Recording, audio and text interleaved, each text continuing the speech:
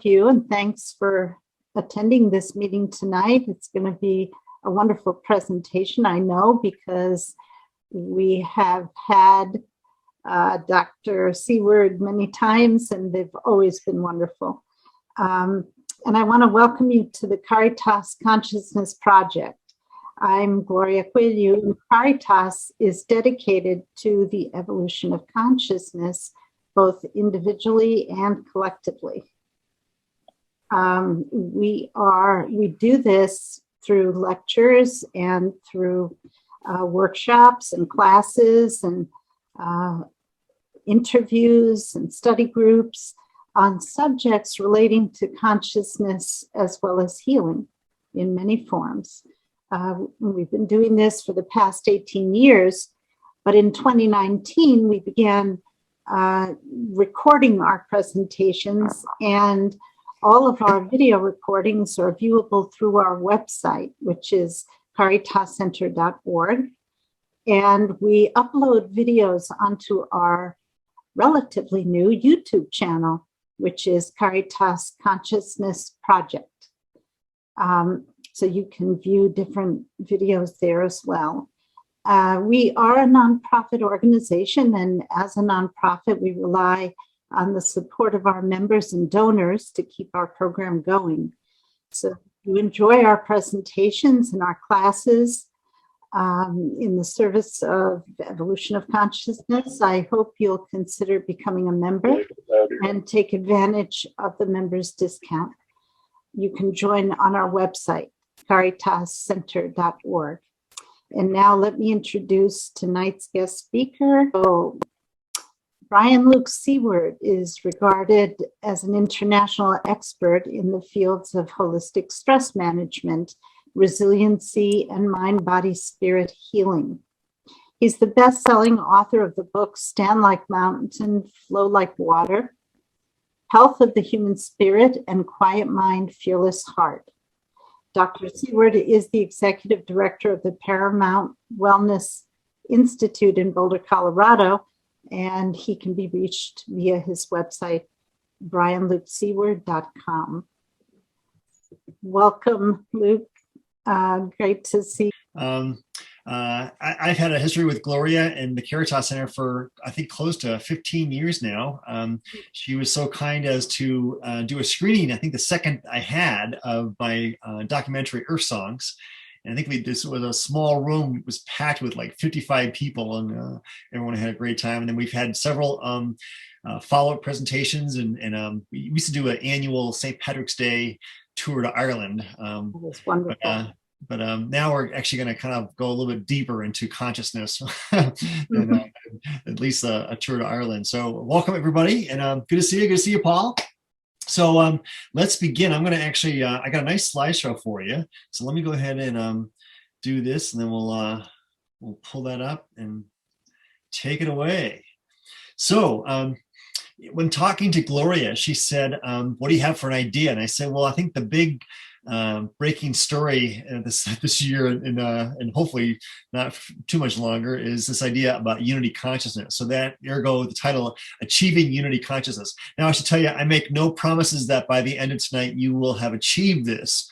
So this is kind of like a process. But this is where we're going as a species, if not an entire planetary experience. So that's the idea behind that. And also this idea about navigating roadblocks and potholes, which we have many to work around. So to begin with, I thought what I'd do is share with you that in the chat box, I put a little handout about, I don't know, 15 pages or so. And if you go to the chat box, you can actually download that PDF onto your computer, and you can print it out. If we have time, we might actually try some of these exercises here. If not, we'll talk about them. But I have 3 different journal exercises, or soul-searching exercises there. And then I have one article I wrote called Still the Mind, Fill the Heart, and its relevance to tonight's presentation as well. And there's also a link to a MP3 file that I made for you. It's called Crossing the Bridge to the New Earth. And so if you like, you can go to the chat box and cut and paste that link and then save it someplace on your computer so you can actually access this at your leisure there. And that's the idea behind that. So I just want to have a couple of things after this presentation that kind of like continue on the conversation, if you will. Well, when I begin a presentation, and of course, Gloria's Caritas Center is very, very open to this, I like to begin by creating sacred space. And in this case, there's lots of different ways to do this. But in this case here, I'd like to invoke the highest realms of divine light and energy into this gathering here so that we can take this and then use this for our own betterment, as well as help make this a better world. So I have my Tibetan bowl here. I'm going to tap it nice and gently here and invite in the energies of highest love and light into this space and let it guide us on our journey in this experience and from here on out as well. So I'd also like to invoke the wisdom of Alberto Villaldo, who was one of my teachers for shamanic healing. And he says when they do sacred space, they actually honor the four directions. So I'm going to take a hint from him and say that we're going to invoke the serpent wisdom. And this is the idea of shedding old skins and having a new skin, which is, I think, a metaphor for where we're in right now. But also we're going to invoke not just the South, but also the West. And that's the power of the panther, the cougar, the mountain lion. And this is actually a guide as we walk along our journey to help us get through the tough times. And so we invoke that energy, that spirit as well. And then my favorite is the North with the hummingbird. And you might think this is actually a small animal, but it's mighty in stature. And it actually also conveys a sense of stillness to actually move so fast it can stay still and take the nectar of the flower. But also it's a big message of moving in the journey of migration. And that's kind of what we're at right now. And then, of course, to the east, we have the eagle, the condor, depends on what continent you're in, I suppose. But we're going to invoke the energies of all these wonderful animal totems into our sacred space as we navigate ourselves through the next couple of hours here. Well, as Gloria mentioned, I share with you some books here, and not I want you to go out and buy these. I just want to give myself some credibility. I am a health psychologist, and my expertise is in stress management. But my take on stress management is a little bit different than some other people's. And I've been doing this now for 40 years, or if not more. But when I first got involved with stress management in undergraduate and then even graduate school, it was very mechanical. It was very symptomatic relief. And this may have been where we were at the conscious level back at that time period, like 40 years ago. But I can tell you right now, some people have not moved beyond that.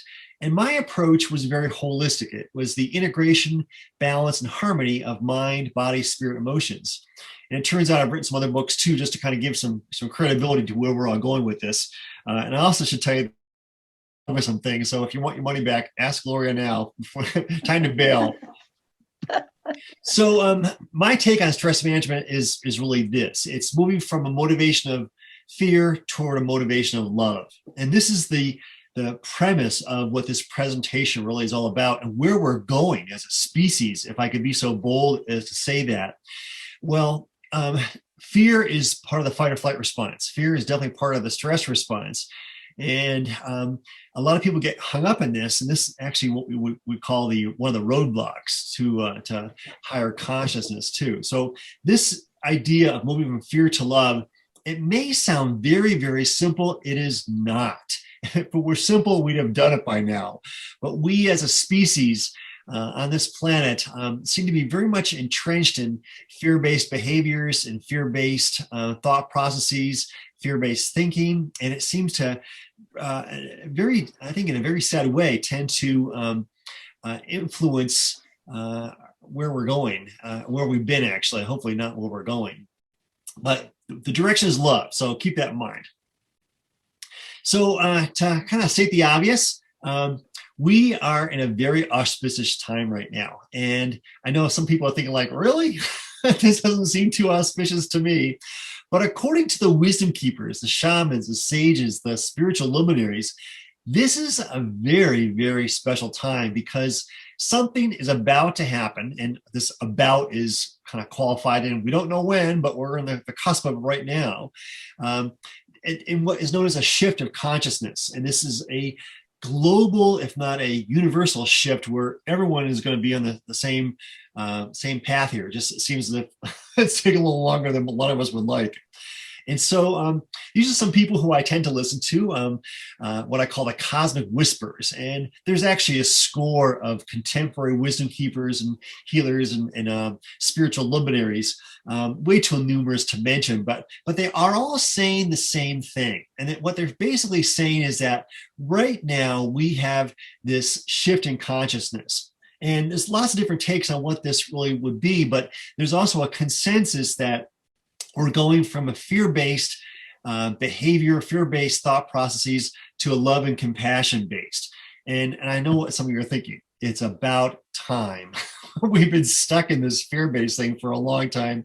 But the good news is that we're moving out of it. And I think what we're seeing right now, at least what I'm seeing kind of in the news right now, is that things are coming to the surface that look like is the complete underbelly of humanity, but it needs to come to the surface to be addressed.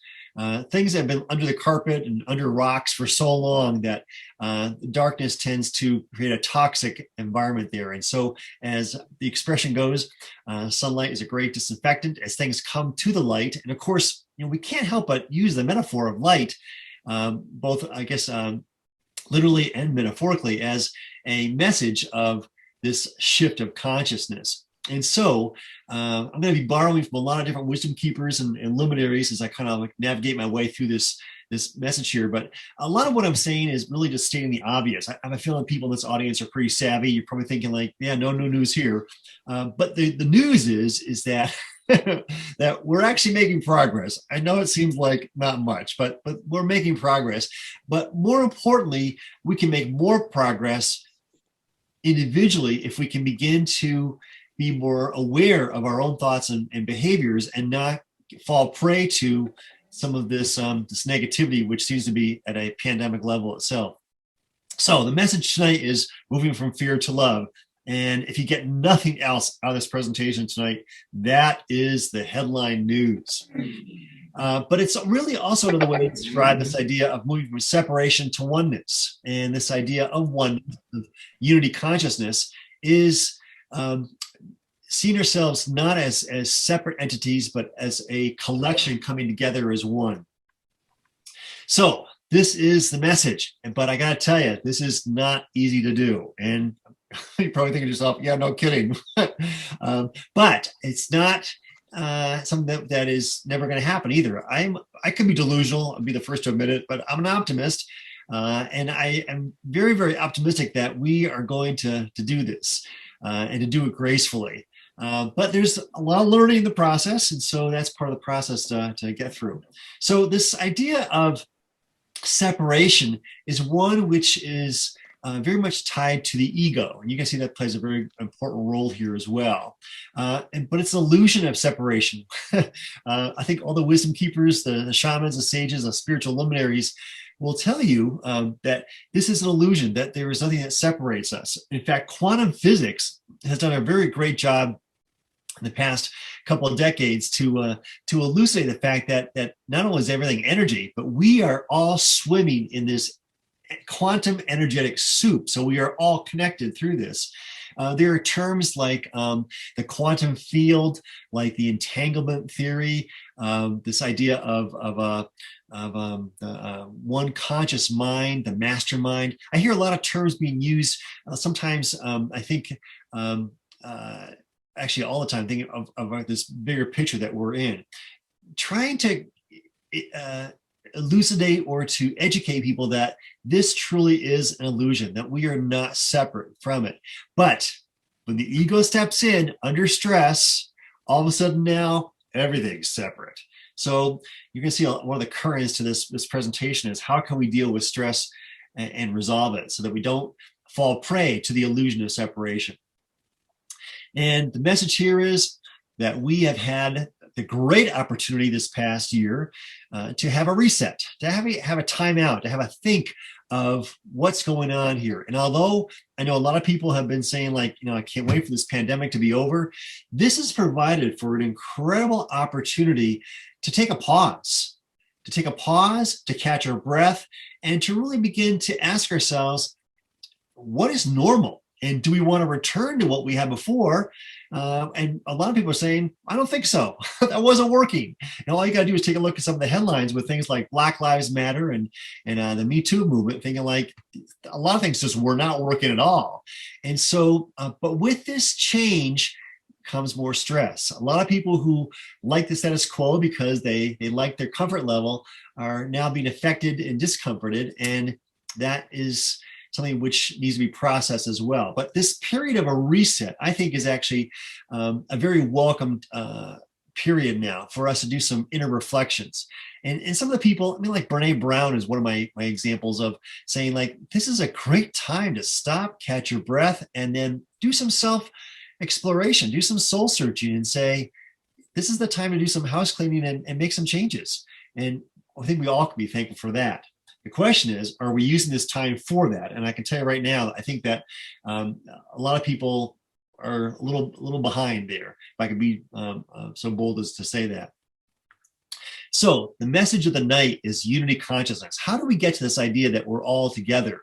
And it may seem like right now that this whole idea of polarization, there's people in two different camps, perhaps many different camps. But the goal is to have us all come from a place of heart-centered consciousness. And again, it may sound like the Pollyanna of the night, but I see that it's got great potential. And I think that we're in that direction, as awkward as it may seem right now in this growing process. So we are all connected. We are all one. And this is not a new message. It's been around for quite some time. This idea of oneness is often made reference to in various luminaries, from Larry Dossey to Einstein, Carl Jung, the collective unconscious, Jane Goodall with her work right now, saying about the planetary oneness. Even the hero's journey is something which unites us all together. But my favorite is Mr. John Lennon with his song Imagine. And this song was well ahead of its time. In fact, when it came out, people took a look at the lyrics and thought, this is ridiculous. Doesn't even make sense. What do you mean get rid of religions? What do you mean get rid of all these things here? No countries. But what he was looking at was, from a futuristic perspective, that we are all one together, one human family and one planetary family, not even just humans, but planetary, and perhaps even more than that, perhaps a galactic family. There's this idea that this oneness is not just germane to planet Earth, it's well beyond that. And so I'm not going to read the words of the song. I bet you all know it by heart, but I would invite you to take a listen to it now, with the idea that John Lennon was a futurist, saying that this idea of oneness is something that we're all capable of. And I can tell you right now, I think we're a lot closer now than when this song first came out.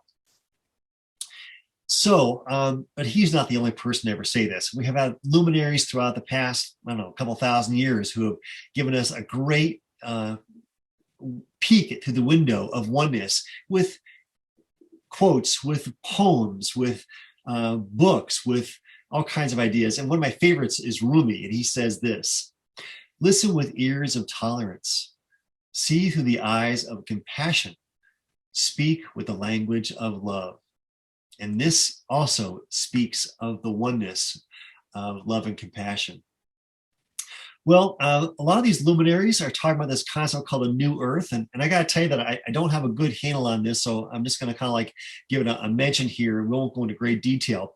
But I love the concept, because the old earth is a fear-based earth. The old way of living is drenched in the energies of fear and anger, stress. And, you know, part of me thinks to myself, we really haven't progressed very far in 2,000 years if we're still caught up in anger and fear. I mean, we have a ways to go. But the idea is that at some point, we are going to make it through this. So this is part of where the new earth comes to. And so there's this expression from all different parts of the planetary culture here that from the Hindu culture, they've been looking at this for a long, long time. They call this the end of the Kali Yuga, which is this period of time of I'm not going to call it dark energy, but I guess polarization maybe. And we're now moving into what is known as the Sada Yoga, the golden age. And this has been forecasted, it's been predicted for a very long time. But in order for us to get there, we have to actually do some work. We just don't show up. We got to do some work. And that's part of the idea of how to navigate some of these potholes and such so that we can get to this unity consciousness and do it gracefully. We don't want to look as if we've been through, a mud bath and walk on the front doorsteps of this new age. But we do want to peek and take a look and see that the reality that we have right now is incomplete at best. It's actually a small little myopic view of what's going on, and we need to actually take the blinders off and look a little wider than that. And I think every now and then when this happens, the curtain gets pulled back and you see something bigger than what our current culture tends to describe. You think to yourself, wow, I know that was a real experience. I mean, mystical experiences, synchronistic experiences. There's lots of ways that we can describe this. Spiritual experiences. I've had a number of these things, and I can tell you right now that it's been a great comfort to take a peek behind the curtain and see what's going on, because the picture is so much better. And so then this begs the question: does this oneness equal utopia? And when you hear the term golden age, you might think like, wow, we have arrived. I don't know as if that's quite the answer yet. I think it's a process. It's not like a destination, if you will. It's always growing and continually evolving, if you will. But I will tell you that if we are all the same mindset from love and compassion, this can only be a good thing. I mean, we are nowhere near our potential in terms of humanity. There's a wonderful movie which I don't have a slide for it, but it's called Rising Phoenix, and it's these people who've been through into the Paralympic Games. And when you see what people can do with no arms or no legs, and how they can compete, you think to yourself, wow, we're an amazing species, and we are nowhere near our potential. So imagine what it would be like if we had our potential fully actualized or fully restored. And one way in which I think part of this potential is going to happen is to have more access to what is known as our DNA. The experts in science tend to tell us that we only access 3% of our DNA. They don't have a really good handle on this. But the current knowledge is that 97% of our DNA is called junk, because they don't know what it entails.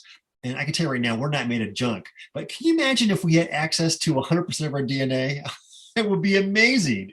So this is where the spiritual luminaries are suggesting we're heading towards. And might that be utopia? I don't know. I'm making promises, but I like the direction of where we're headed.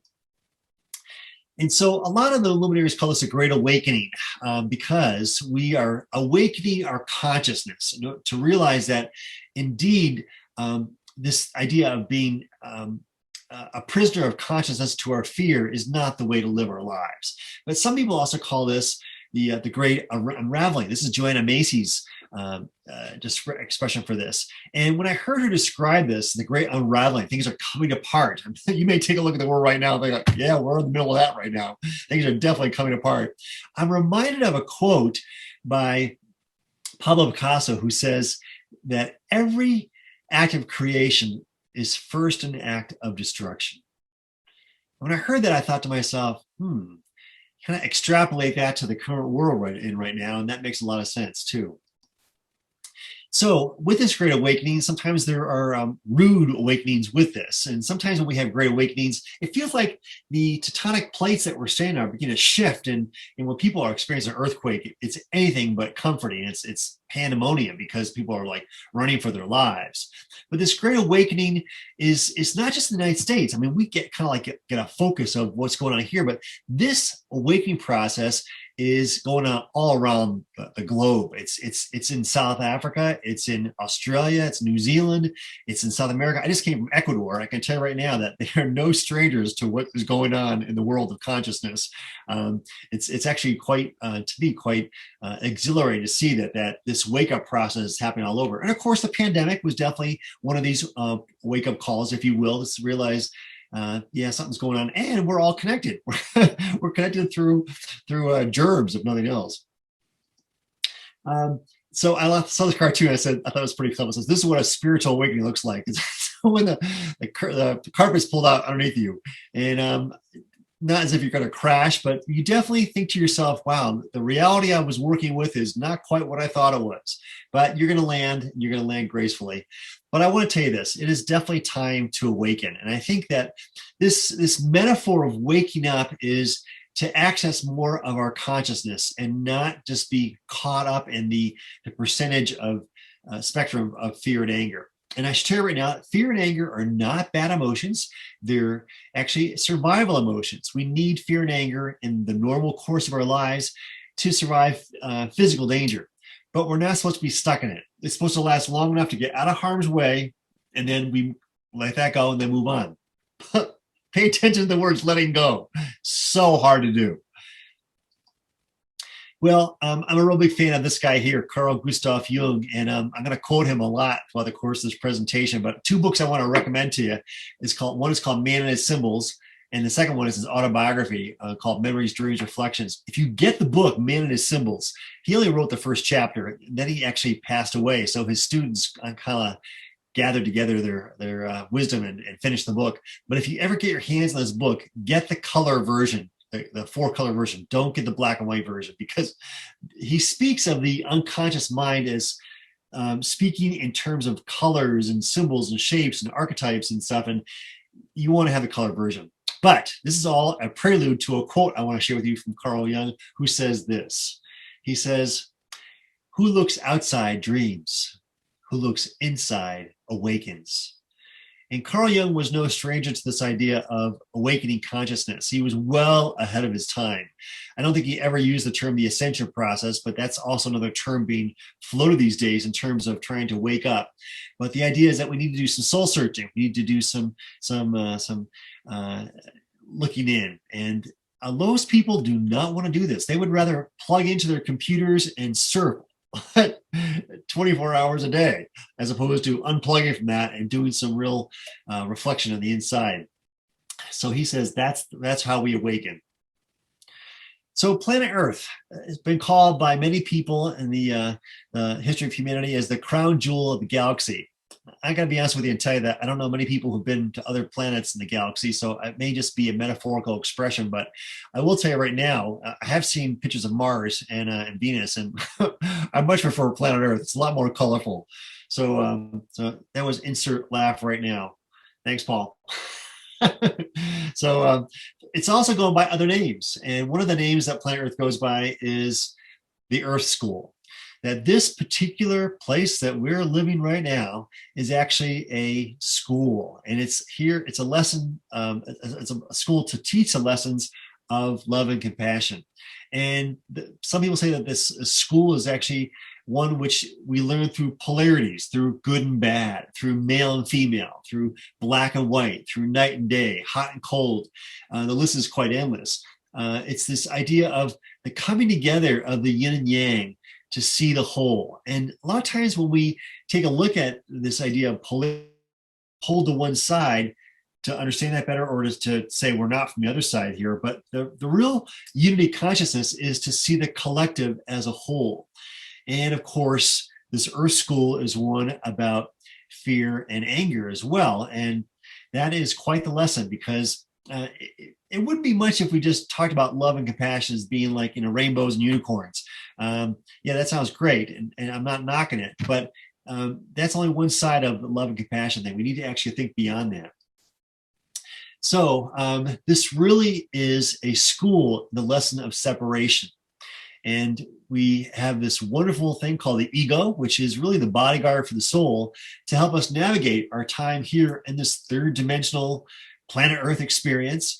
But this lesson in separation is also goes by a few different names. Some people actually call it the fall from grace. I won't go into the biblical ramifications of that, but it goes by lots of different names. But for right now, let's just call it a lesson that we actually separate from this Godhead, this divine, to kind of get a better feel for what this is like in a personal experience. And of course, all the wisdom keepers that I've ever encountered say that when we die, we go back to the collective whole to share what we learned, which is another way of looking at the hero's journey. So the buzz is that we're going through a dimensional shift right now. And I got to tell you right now, I don't understand this in a great depth, but I will tell you that there are many different dimensions in the experience of the cosmos, and we're in what is known as the third dimensional world. But we're actually shifting from the third to the fifth. Somehow, the fourth dimension is just a transitory stop before you get out and get back to fifth dimension. And these are all different ways of looking at how we perceive ourselves in this greater cosmos, if you will. What I'm also hearing is that there's two distinct timelines, and that this idea of shift is one which can carry everybody who has the intention to go along with it. But this is a free will universe, and so you can also say, you know what, I'm not ready to shift. I like life as it is right now. I'm staying put. And so these two distinct timelines, which parallel each other right now, are going to begin to diverge to where the people who are coming from a path of self-service, we could also say ego, or anger and fear, stress, perpetual stress, are going to go in one direction, and those who are in a path of service to others, love and compassion based, are going to be in the other timeline. I've been trying to get my head around this in more detail, and that's about the best as I can explain it, but enough to know that a lot of different people are saying something very much like this, and although I don't understand it, I can definitely appreciate it. And I can also tell you that this idea of moving from fear to love is the idea we want to be in the timeline of love and compassion. However, it's free choice. You can be wherever you want. So one of my favorite movies is called What the Bleep, and maybe you saw this movie. It's also a sequel called What the Bleep Do We Know Down the Rabbit Hole. And there was a cartoon character based on this physicist who was trying to explain dimensions. And for people who are not well versed in quantum physics, and I myself am one of them, this is a great explanation where he just took a look at a two-dimensional character. And he said this two-dimensional character could not conceive of a third-dimensional world. And he said, then extrapolating, we're in the third dimension.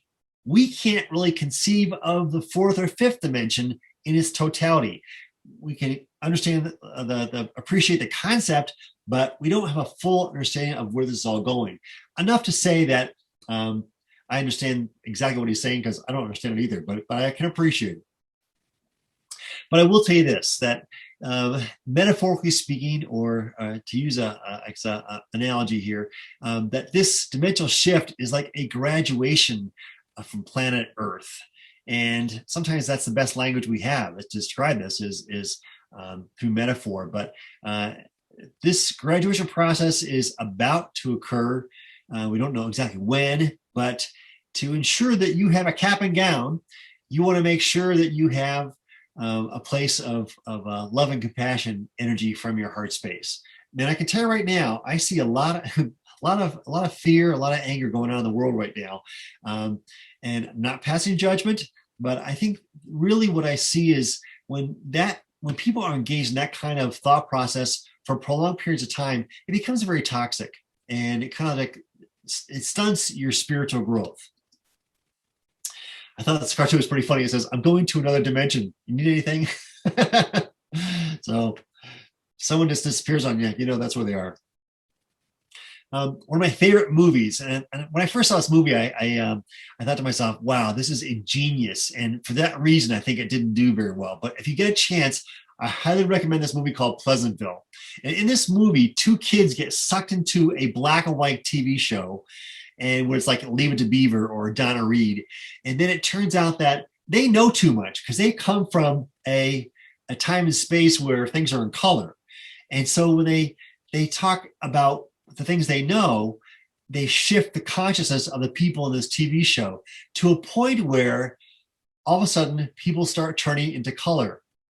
And one of my favorite lines in this movie is, or my favorite scenes, is when there was a barber shop and there's a sign there that said, "No coloreds allowed." A real different take on discrimination. But the people who were black and white, who weren't colored yet, were afraid. They were very afraid. And the idea is that this shift was occurring and some people didn't want it to happen. Yet everyone ultimately got into the colorization of consciousness, if you want to call it that. And so if you get a chance, I recommend this movie. It's a very savvy way of describing the shift that we're going through, metaphorically speaking, of course. And I can tell you right now, it went over a lot of people's heads. A lot of people are like, this is stupid. TV shows don't turn to color like this unless you watch Gilligan's Island back in the day. But anyway, we'll let it go for there. So I am a big fan of I follow a lot of people like Kubler-Ross. I won't go through all the names here, but over the past several thousand years, we've had people who've come onto the world stage to share a wisdom, a nugget of wisdom, if you will, that where we're going as a species is in front of us here. And we are at the point in time right now where this is happening. And this time of light, this time of enlightenment, and again, this goes on by a lot of different names, is this time that we're in right now. But we have got some work to do. It doesn't happen by itself. We've got some work to do. And the work we've got to do is do some self-exploration, some soul searching, and to recognize on a regular basis when fear comes up, how to let it go. So, time to talk about roadblocks. And sadly, we've got several of them here, but it turns out they all tend to have some derivations in both anger and fear or stress. And again, my background as a health psychologist is to take a look at stress and how we can help resolve stress. And the answer is we need to learn to resolve issues of anger and fear, not to let these fester or to persist for prolonged periods of time. And they do. They do a lot. I think we can all experience that. We can all acknowledge that. We've all had some kind of experience there. By the way, this is a picture one of my students drew in art therapy class. And I said to her, draw me what you're like when you get angry or afraid. And she drew this.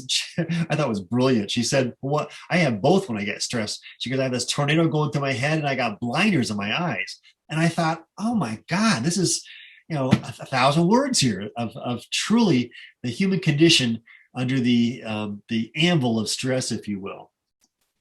So the ego trips the fight or flight response. And I tell you this because we need our egos. It's not a bad thing. We need it for the world we live in. And I really didn't want to put a negative image up here, so I left that kind of blank.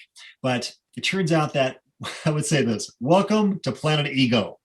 This planet goes by lots of names: Mother Gaia, Pachamama, the Living Library. But on a regular basis, I call this Planet Ego because there is so much ego going on right now. All you got to do is take a look at the news. Whether it's politics or whether it's sports or you name the genre, we got egos running amok all over the place. And it's interesting. It makes for a lot of great drama. It's kind of funny. I was talking to somebody who was good friends with Joseph Campbell, and he said, so why do we have so much drama going on? And he says, it thickens the plot. Well, that was pretty good. Tension. Yes, this is all about how we deal with this. And it's a lesson. I mean, it is a huge lesson. I'm going to behave myself and not mention any names, but boy, we've had some great examples of ego going on in this world here. They tend to suck up all the oxygen out of the room. I'll let you fill in the blanks there. But anyway, welcome to Planet Ego. The question is, what can we learn from this? So the ego, this is the roadblock on the spiritual path. It doesn't get much bigger than this. I don't know where this statue is. It's someplace in Europe. But I tell you, this is one of my favorite statues of all time because it just speaks volumes of this thing called the ego. And again, I'm going to tell you, the ego is not bad. The ego is the bodyguard for the soul. It becomes problematic when it moves out of the role of bodyguard into the role of CEO, which it tends to do quite easily. So it happens at a very early age. I put this picture here to make you laugh. I use this slide a lot in my presentations, and I always get somebody who comes up to me and says, I want to know how you got a photograph of my daughter. So when I saw this picture, I thought, oh, there really is a thing called reincarnation. Insert laugh now. But also we have this, the idea of ego goes all through the whole lifespan here. My thought was this, oops, someone forgot to meditate today. So it comes back to the idea of another great spiritual luminary, Yoda. He says, fear is the path of the dark side. Fear leads to anger. Anger leads to hate. Hate leads to suffering. Suffering is another word for stress. I find it amazing that this is one of the most commonly quoted aspects of the Star Wars movie is Yoda's wisdom on fear and anger. And I thought it was so apropos, I thought I included my presentation here as well. So fear and anger are not bad. They're only bad when they're used beyond the point of physical survival, which is really only a couple of seconds, maybe a minute or so at the most, and then be done with it. But the ego says, no, if someone's good, more's better. We're going to milk this for all it's worth. And the minute that this happens, we now have a control drama on planet ego, and all hell breaks loose, and just more stress. It perpetuates more stress. This is not the path that we want to go down, but it's the path that happens on a regular basis by a great many people. So one of the best expressions I ever learned in my studies of Zen Buddhism is this: we need to learn to domesticate the ego. And the reason why is if we don't, we're going to have poop all over the place. And I like that idea because it's so graphic. It's just think of a dog that's not house trained.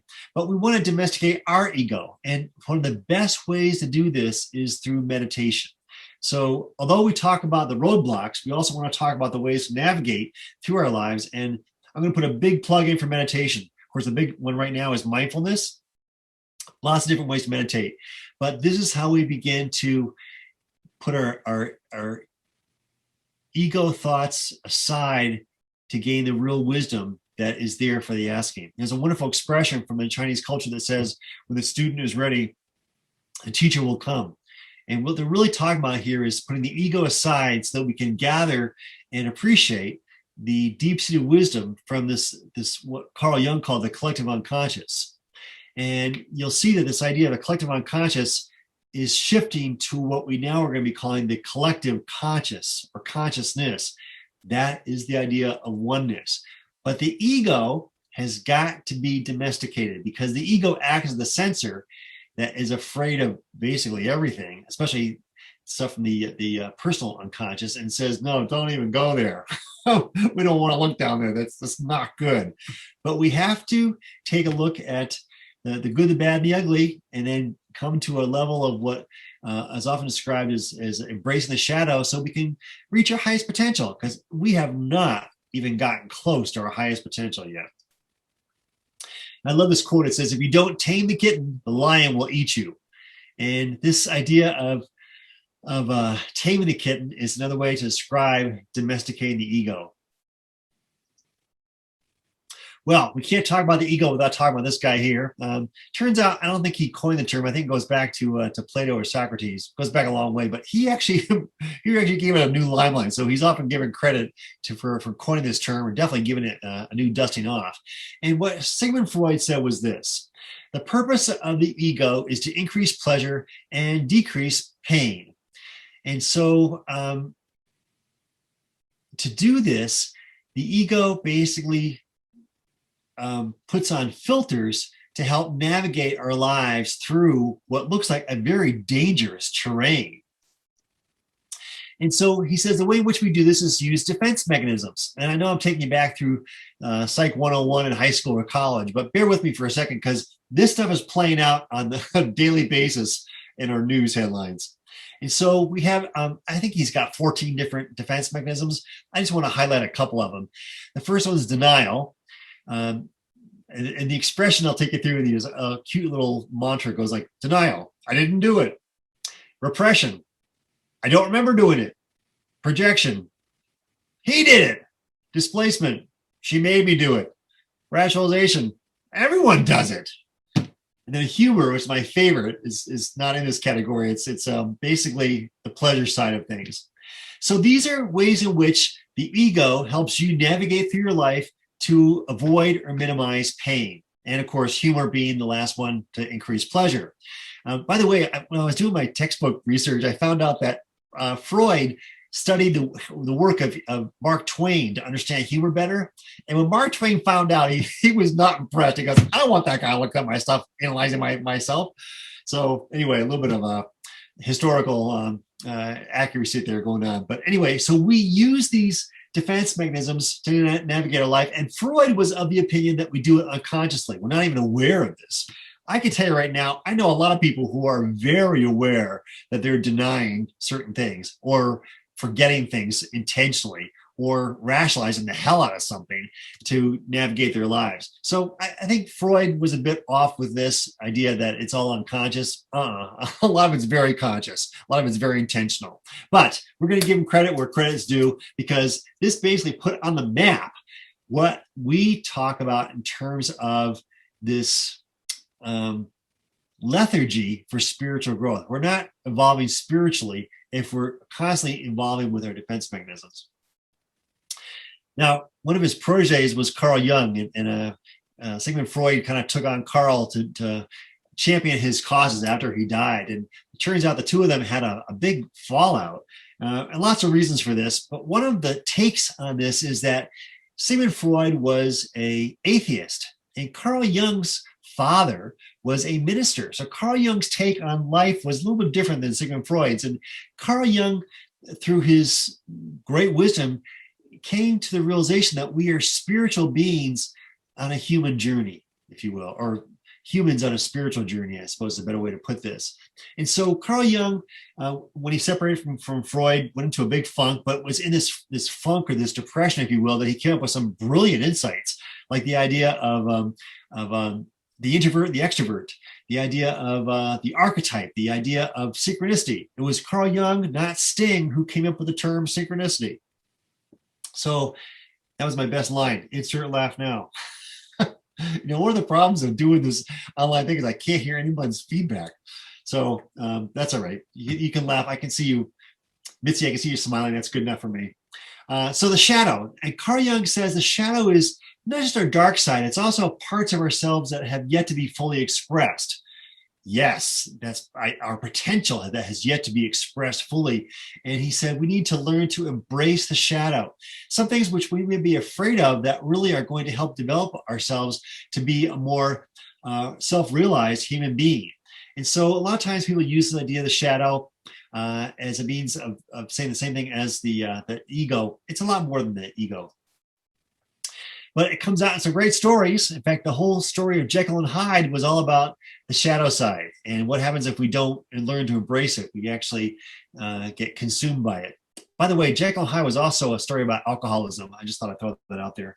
But then I love the story about Peter Pan. Peter Pan, he lost his shadow. And I'll be like, not a bad idea, maybe. We'll see where this goes. And then it turns out he had to sew it back on and stuff.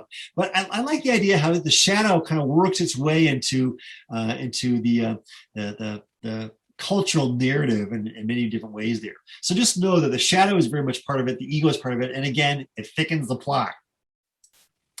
And of course, this great famous cartoon by Walt Kelly says, "We have met the enemy and he is us." And I can think we can use this cartoon right now in terms of global warming. We're definitely not doing ourselves any favors by burning fossil fuels at the rate we're doing now and making these great projections for when we can make changes that just keep kicking the can down the road there. But thus, I will not get political. So another one of my favorite quotes by Carl Jung says, "One does not become enlightened by imagining figures of light, rather by making the darkness conscious."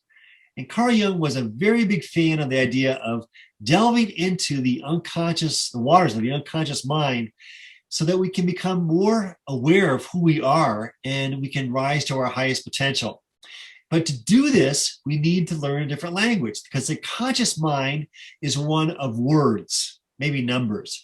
The unconscious mind doesn't use words. The unconscious mind speaks in symbols. It speaks in colors. It speaks in dream fragments, and it speaks in archetypes. And until we become well-versed and multilingual in the languages of the unconscious mind, we are in a ship without a rudder.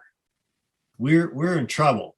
And so Carl Jung realized this, and he says that we need to actually bring a light into the unconscious, the darkness, and make that more conscious. In fact, he even said this: until you make the unconscious conscious, you will see everything in your life as fate. Now, you may have heard of this idea that we create our own reality. And a lot of people have a hard time with that. Like, I didn't create this disease. I didn't create this problem.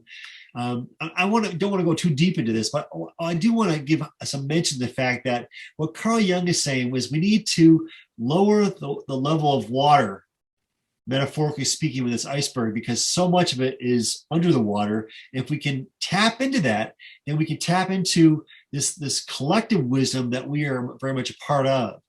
And so what he's basically saying here is we need to take some time for self-exploration, take some time for soul searching. I love that term, soul searching, because this is the necessary part of our soul growth process, is to get to know ourselves better. And in doing so, we can embrace the shadow, our dark side, not exploit it, embrace it, and then come to terms with it so we can better ourselves and better humanity as a process.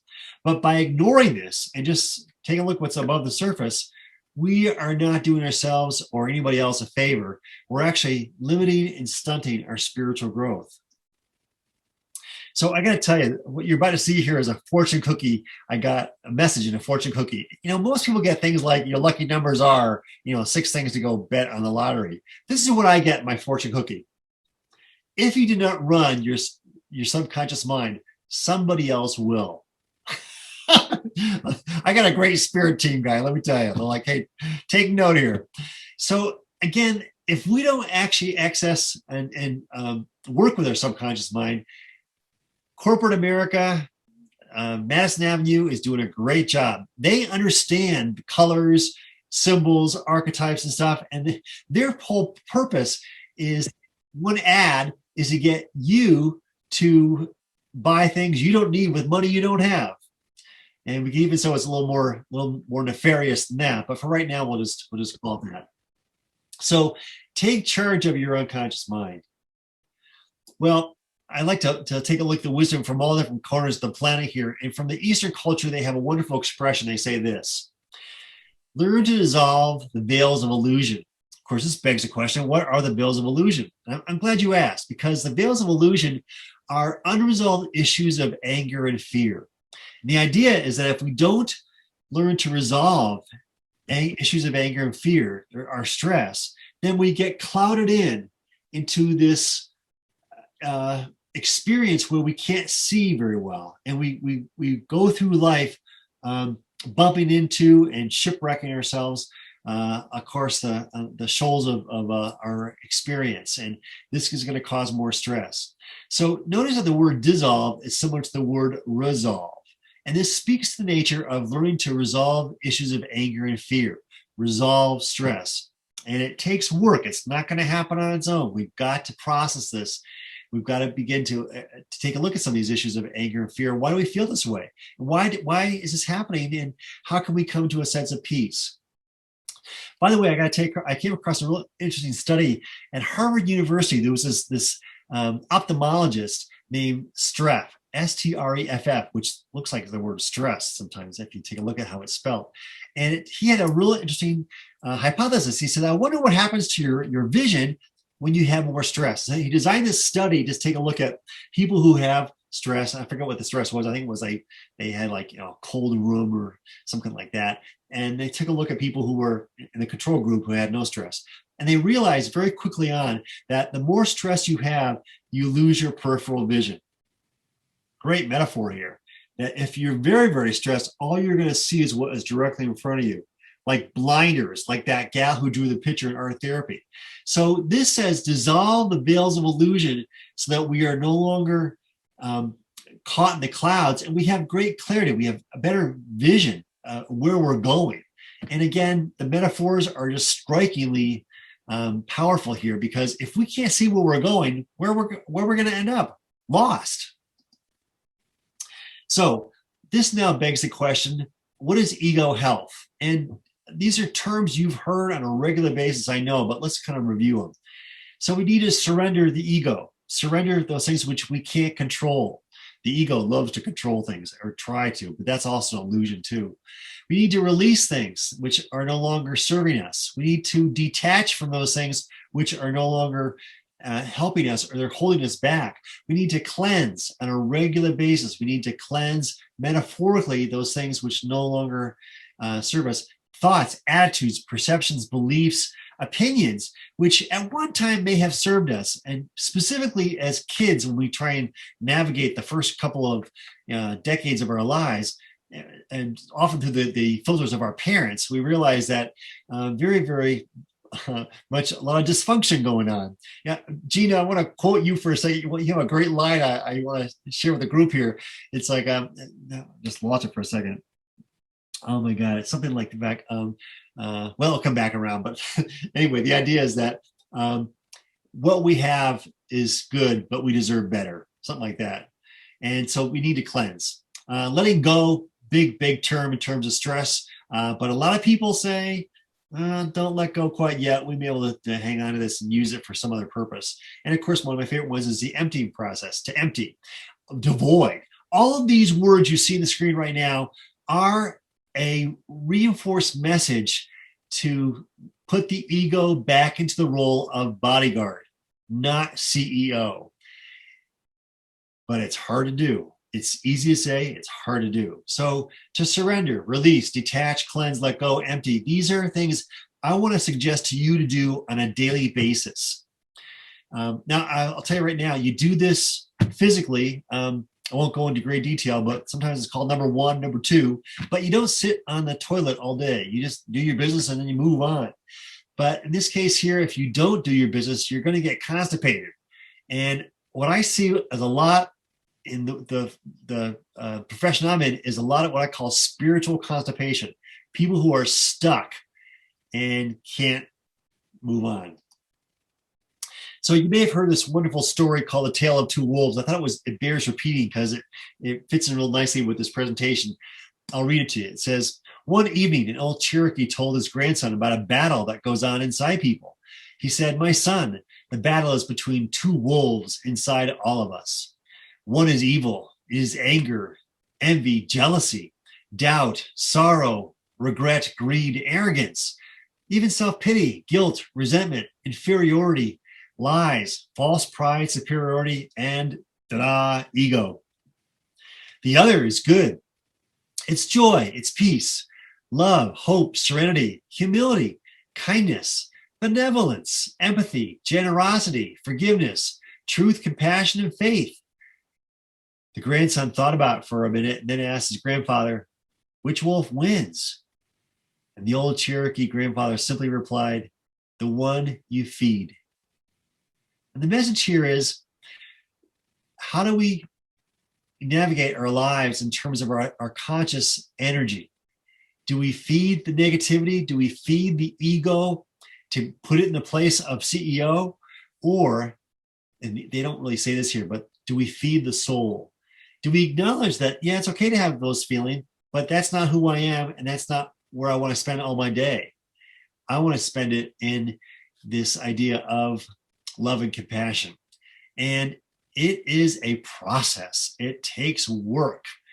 That's the work. This idea of a new world is not going to snap our fingers and make it happen. We've got to be part of this process. So we need to practice a healthy ego. And if you get nothing else out of this talk tonight, I'd like to have you just think to yourself, how can we do this? And part of it is the idea of taking time to meditate every day. Even if you only do it for like about 4 or 5 minutes a day, take time to unplug from the world, cut out all the noise, and then cut out the internal noise, the negative critic of the ego that basically says we're not good enough, we're not smart enough, doggone it, people don't like us. Okay, I just stole a line from Saturday Night Live, but you get the idea. So I'm going to put a challenge out to you. How can you practice and enhance a healthy ego on a daily basis? And this sounds like rainbows and unicorns, and I don't mean it to be. This is actually, we want to acknowledge the fact that, yeah, there's some times to grieve. There's some times to be upset about things. And I don't want to just paint this rosy picture that everything is, like I said, rainbows and unicorns, because it's not. But the same token, we don't want to get stuck in the negativity and the negative whirlpool of anger and fear, which a lot of people are right now. And this toxicity damages the human spirit.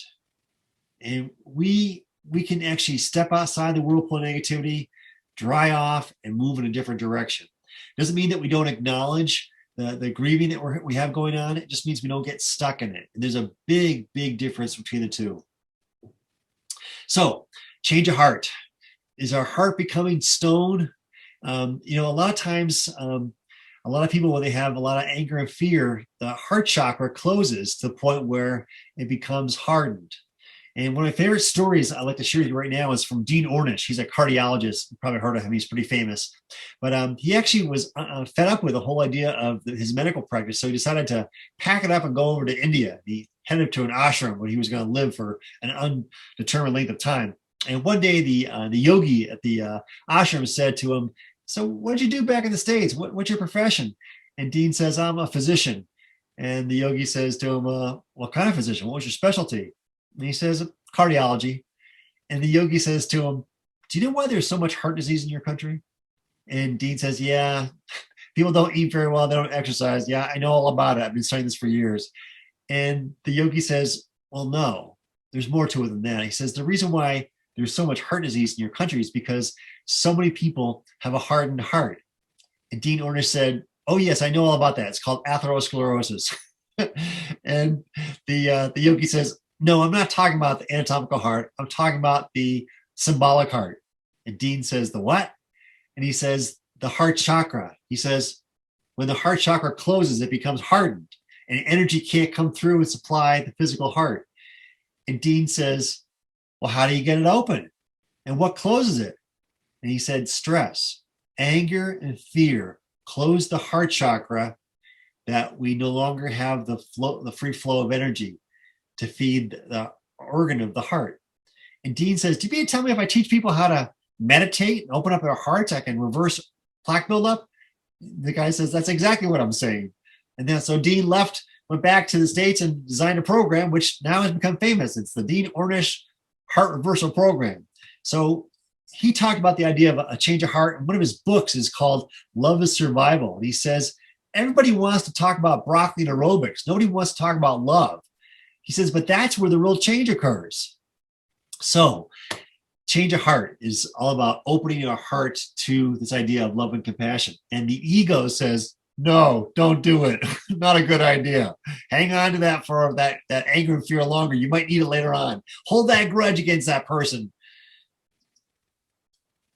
So I've been looking far and wide to try and describe how to domesticate the ego. And I found that wasn't a typical spiritual luminary, but in my eyes, Audrey Hepburn is one of the most spiritually luminous people I've ever encountered. And although she didn't write this was written by one of her friends. He gave it to her as a gift and she read it everywhere she went. And it was read at her funeral. And it's called Audrey Hepburn's Beauty Tips. And it goes like this. For attractive lips, speak words of kindness. For lovely eyes, seek out the good in people. For a slim figure, share your food with the hungry. For beautiful hair, let a child run his or her fingers through it once a day. For poise, walk with the knowledge that you never walk alone. People, even more than things, have to be restored, renewed, revived, reclaimed, and redeemed. Never throw out anyone. And remember, if you ever need a helping hand, you'll find one at the end of each of your arms. And as you grow older, you'll discover that you have two hands, one for helping yourself and the other for helping others. Isn't that nice? This is the best way I've ever come across in all my 40 years of study and exploration on how to domesticate the ego. This is a daily process, and these are some great ways in which to do that. Well, I love this quote that says, the winds of grace are blowing perpetually. We only need raise our sails. So my question to you is, are your sails raised? And this is another metaphor for having an open heart. This is the idea that as we begin to move out of perpetual feelings of stress, anger, and fear, we hoist our sails, and the inspiration of the divine carries us on our journey. And I know that sounds poetic, sounds metaphorical, but we don't have a language for this. This is the best language for spirituality is the language of metaphor. So in your packet, I put together a worksheet. It's called Welcome to Planet Ego. And we're not going to do this right now, but I'd like to have you download this from the chat box. And if you get a chance, take a look at it sometime the next couple of days or so. But just ask yourself, how is your ego? Is your ego in check? And I can tell you right now, a lot of people are very triggered. That's one of the words we use in psychology, very triggered by events in the news that perpetuates the ego to get out of the bodyguard role into the role of CEO. And I'll just give you a couple of examples. And I know they're kind of like lightning rods right now, but just go for the concept here. But the whole idea of face masks is one. People give their power away to politicians, to sports heroes, to actors and athletes, to football games. I know people who get all bent out of shape about fantasy football. And I'm thinking, it's only a fantasy, come on. But it turns out that where we are in our spiritual journey is one where we want to let go of anger and fear, let go of the ego long enough to get some clarity and begin to move in a direction of spiritual growth. So this worksheet is part of my way to help you do that. Well, we can't talk about the ego without talking about the soul. They kind of go hand in hand. It's a partnership here on planet Earth. And a lot of people actually say that the Taoist symbol is a metaphor of this dance of the ego and soul. Now, it's been described all kinds of ways throughout history. This is just one of many. But I just thought I'd tell you that we cannot talk about the ego without talking about the soul. And this would make one begin to assume that we actually have a soul. And the irony is that we don't have one, we are one. That's the beauty of Teilhard de Chardin, who says we don't have a soul, we are a soul. We have a body, big difference. But the ego is the bodyguard of the soul. And if we can keep that in check on a regular basis, and I would say a daily basis, if not an hourly basis, we will do well to navigate ourselves in the direction of the new world and bring this consciousness to humanity a lot sooner than not. But here's something to remember. The ego reacts, the soul responds. And so if you're driving with some road rage and someone cuts you off and you raise your fist and give the finger, that's a reaction. We're not going to pass judgment. But what we want to do right now is respond. And I love a quote from Thomas Jefferson who says, if you get angry, count to 10. If you get really angry, count to 100. Responses take a little more time. And in this time, basically what you do is you step away from the ego long enough to see the bigger picture and act, I would say, by taking the high road. Now, let me ask you a question. How many times have you had a really bad event in your life and you think to yourself, you know, a year from now, this will be funny, but right now, this is not funny. And we probably all said that to ourselves. Well, if you can say that to yourself, you have stepped out of the ego long enough to see the bigger picture that, yeah, there could be some humor with this. But the ego says, no, don't go there. Come on back. Let's not, just kind of like milk this for all it's worth. So again, the ego reacts, the soul responds. In this process of how to navigate through into unity consciousness, we want to begin to be better at taking the path of response or responsibility, as the expression goes. So what we could say very succinctly is this, that the soul is our connection to each other, to everything else, to the planet, to the wildlife, to the cosmos, to the divine. Ego, separation. And again, one could argue that we actually incarnated on planet Earth to experience this idea of separation. What's it like to have our own little corner on the divine spark of creation here. Just kind of see it from these eyes. This is all an experience. Some would say it's an experiment. It's gone horribly wrong. But at some point, and I like to think it's sooner than later, we will actually see that we're about to wake up collectively as a species and make a difference here. So if you find yourself being very judgmental, that's ego separation. If you find yourself being very unforgiving, that would be ego separation. There are a lot of ways in which we can talk about this, but those are two that come to mind right now. And it's not to say these are bad, but they become bad and toxic if they persist as our dominant conscious thought process. Does that make sense? So I love this. I saw this on Facebook. I thought I'd take it. It says, the ego is impatient because its time is limited. The spirit is patient because it knows it is eternal. How about this one? The finish line is for the ego. The journey is for the soul. I like that. Well, now that we've talked about ego, let's talk about soul health. And these are things which are part of this idea of rising to our highest level of competence or our highest potential, if you will. What you're about to see here is a list that is no surprise. You know this as if you know the back of your own hand, but we forget it when we get stressed. And so the first one is to be grateful of all the things in our lives. And I can tell you right now that sometimes be grateful for things that we didn't have happen to ourselves. You know, I think that wonderful expression says that be careful what you pray for. you just might get it. In this case here, gratitude is an attitude of appreciation. And I had this wonderful practice with my wife that as we lay our heads in the pillows, we go through 3 things we're grateful for in the course of each day. And I think we probably should up it to 4 because I think we're at a point where we can actually include a few more. Sometimes I do 4, 5, or 6, and she goes, okay, I got the point. But the idea is that if you end your day in a sense of gratitude, not only can you kind of like put the day in perspective, but you also recalibrate your consciousness for dream states too, which I think is actually kind of nice. So to be gratitude is very important. Joy, to find the joy in life. And the 2 of these go hand in hand in terms of the synergy of their energy there. The third one, forgiveness. And I'm a real big fan of the idea of forgiveness, but I learned something in my shamanic healing class that forgiveness without gratitude is a half-assed job. And I can tell you right now that I never heard that anywhere else. It was always just like, you got to forgive somebody. No one ever talked about gratitude.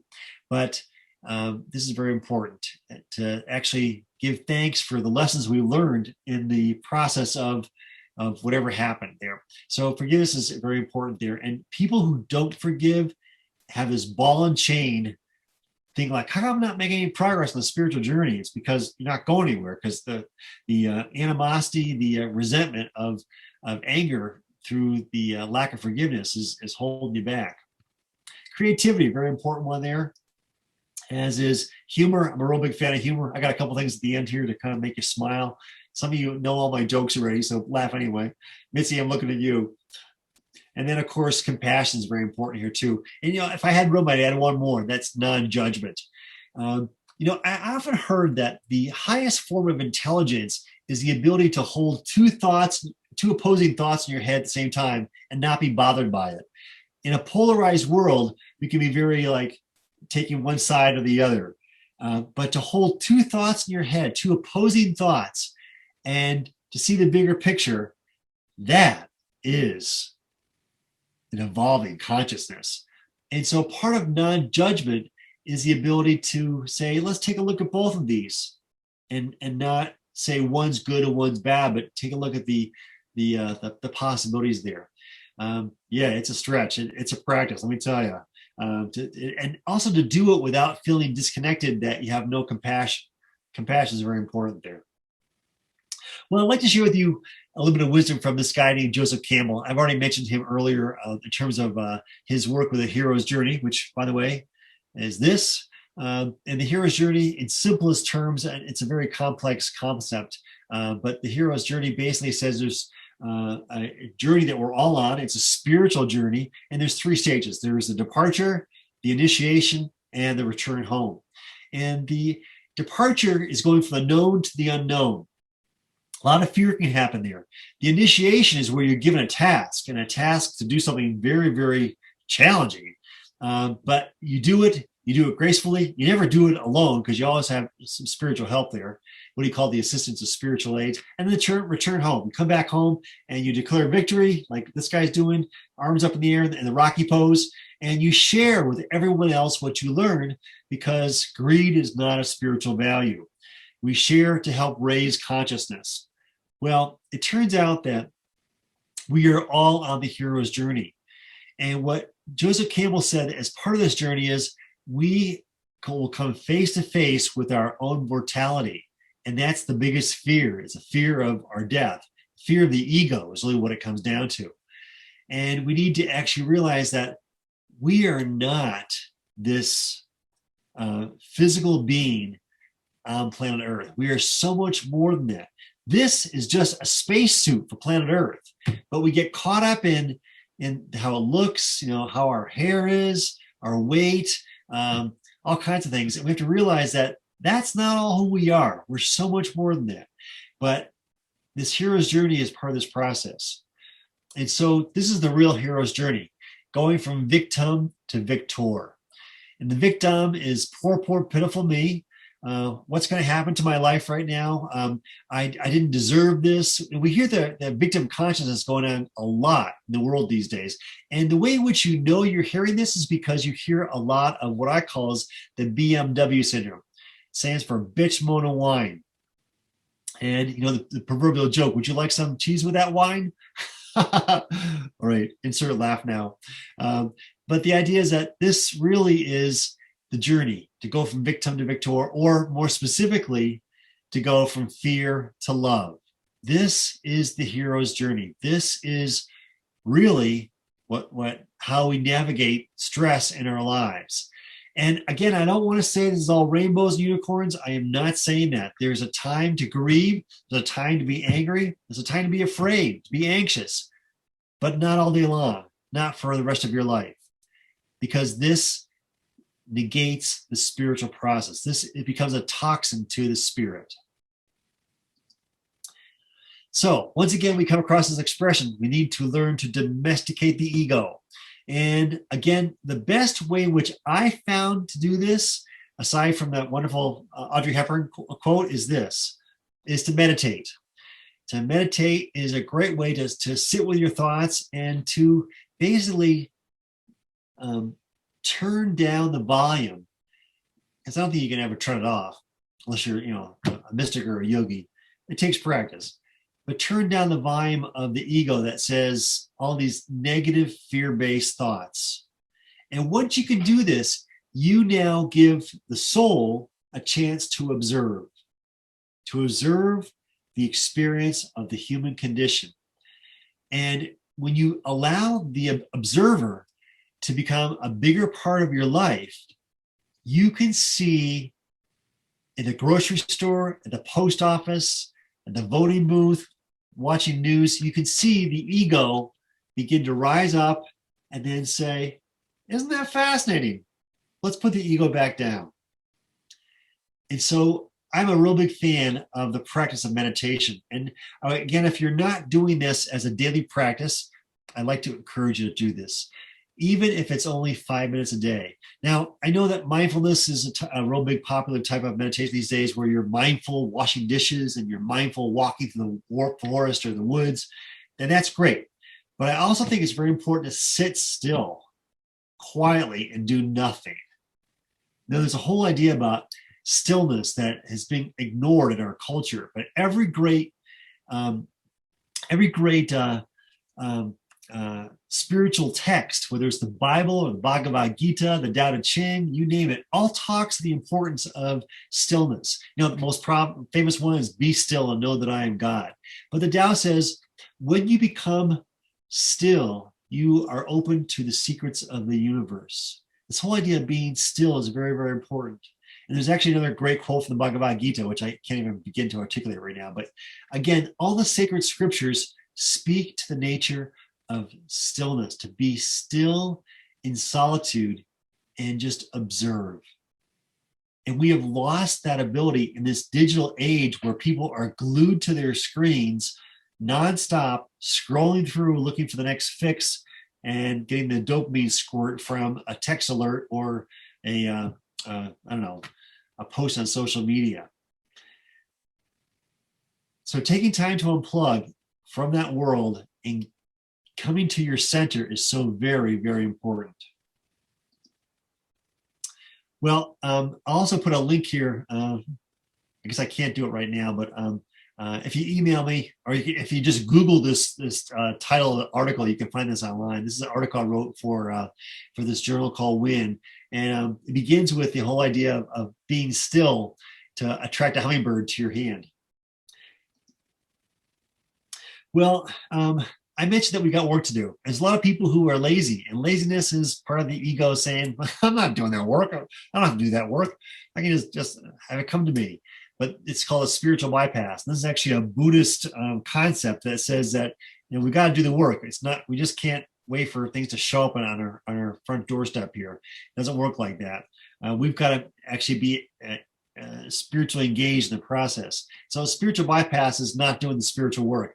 And we're not going to pass judgment on anyone who might be like this, but we don't want to do this ourselves. We need to actually contribute to the higher levels of consciousness. And I don't know the exact amount, but I hear all kinds of numbers that saying that when a certain number of people on the planet reach this level of compassion, then the shift will happen like that, snap of fingers.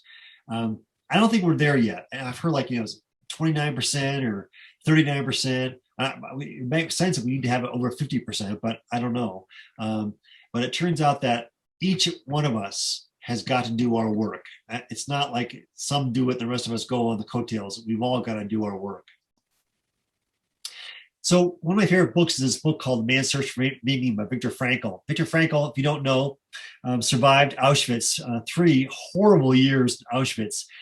Before he actually was hauled off to Auschwitz, he was on his way to his publisher. He had written this manuscript called The Doctor and the Soul, and he was going to try and get his book published. And on his way to the publisher, he got hauled off by the SS troops and taken to Auschwitz. But his whole idea of this book was, if you have a reason to live, if you have meaning, you can withstand any stressor. And it turns out he saw his theory of logotherapy, what he called it, played out for the next 3 years in Auschwitz. And this book, if you get a chance to read it, is a remarkable testimony to the strength of the human spirit. Not only his, but the people who he lived with who survived, and even those people who perished. And he says in this book, a thought transfixed me. I saw the truth proclaimed by so many poets, artists, and philosophers, the truth that love is the ultimate and highest goal to which man can aspire.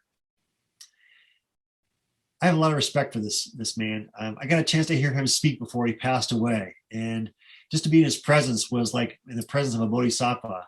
But this, I think, is one of the most powerful words and sentences from his book. Love is the greatest aspiration for all of humanity. Well, we are living the new normal. I'm not sure we know what the new normal is yet, but it's here. And we have the opportunity to create the new normal, to co-create it. And I want you to realize that we have a say in what this new normal is going to be. And so to do that, it's going to take some work. We actually need to take time to meditate. We need to take time to engage in the creative process, take time to forgive, take time to practice non-judgment, and just let that take us where we can go with that. So we are living the new normal, but I also want you to know that we are not passive victims in a cruel world being knocked around by the winds of change. We have a conscious ability to co-create the normal that we see coming. But there is this thing called pandemic fatigue. Maybe you've heard of this. Sometimes we call it spiritual fatigue. And probably by now you probably have Zoom fatigue too. Lots of fatigues going on. But it turns out that we don't want to be so drained with negativity that we compromise our spiritual growth. And so spiritual fatigue is very real. But the good news is it doesn't last very long if we can begin to shift our consciousness from fear to love. And again, I know that sounds like rainbows and unicorns, and I don't mean it to be, but we want to honor the losses we're having. We want to go through a grieving process, but not get stuck in it. One book I want to bring to your attention, which I really am enthralled with, is called Gene Keys by Richard Rudd. Two different covers, the book right there. But this guy has really been remarkable in terms of taking the wisdom of Taoism and the genetic code and astrology. He's woven it together in terms of looking at how our new potential is going to be. And if you're looking for a really good book, I highly recommend this book. I think the world of it. So, see if we can ask a rhetorical question here. What do these next three things you're about to see have in common? Shakespeare, the movie The Matrix, and the movie The Groundhog's Day. If you're wondering, I don't know what the hell's going on here, let me see if I can put it to you in a different perspective. Shakespeare said, all the world's a stage and we are merely players. Keep that in mind, because that is very important in terms of, are we perpetually doing the same play day in and day out? Matrix says we're kind of walking blindly through this game of control that we are unwillingly a part of. But if we wake up, we are no longer a part of this. And then Groundhog's Day said this idea of perpetually the same day happening over and over again. We're caught in a rut. But the way in which he got out of it was compassion. So the message here is, what they have in common? We're seeing a repeat of things again and again and again, of basically this drama of the ego. But there is an end to this play, if you want, and that is to open our hearts. So part of this spiritual wake-up call says, time to get up. And indeed, we are being woken up, whether we like it or not. Global climate change is a wake-up call. The pandemic is a wake-up call. We're probably going to have a few more. I hear there's a banking crisis looming any day now. Could be a wake-up call too. But basically, it's to move us out of our comfort zones and keep moving. So I have a soul searching exercise for you. And I can take you through this. You have the worksheets in your PDF, but I can take you through this. If you can, grab a piece of paper and a pen. We'll kind of do this little exercise right now. We got some time. Listen to me describe it all. Okay, so on a piece of paper, this is actually the exercise we're going to do. It's called Mandala of the Human Spirit 2.0. But I'd like to have you draw a circle on a piece of paper like this.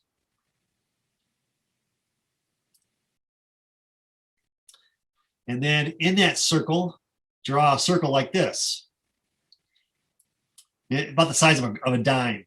And if you want, you can put your name inside there. And if you don't like your name, you can change it. And then we're going to draw some lines that look something like this. We're going to draw a line that goes from northwest to southeast, and southwest is to northeast, but we don't put a line through the circle with your name in it, okay? We want to keep that intact. So what we have now are 4 quadrants. You might recognize them, and the medicine wheel is north, south, east, and west. In fact, if you want, you can write those along the sides there. North, the top, east, south, and west. But they also represent the 4 seasons: spring, summer, winter, and fall.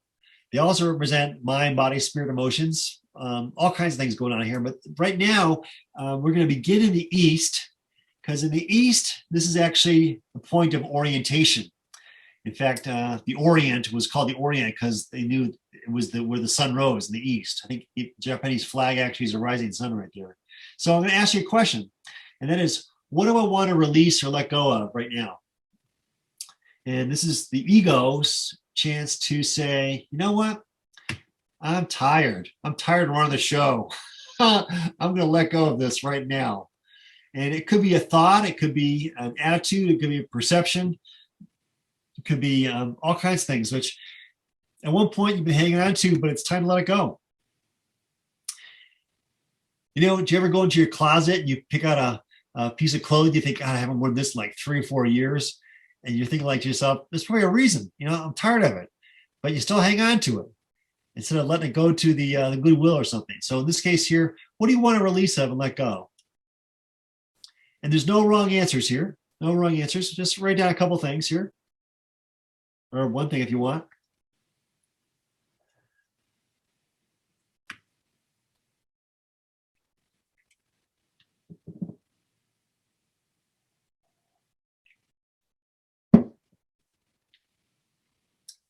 We could spend a lot of time in this quadrant.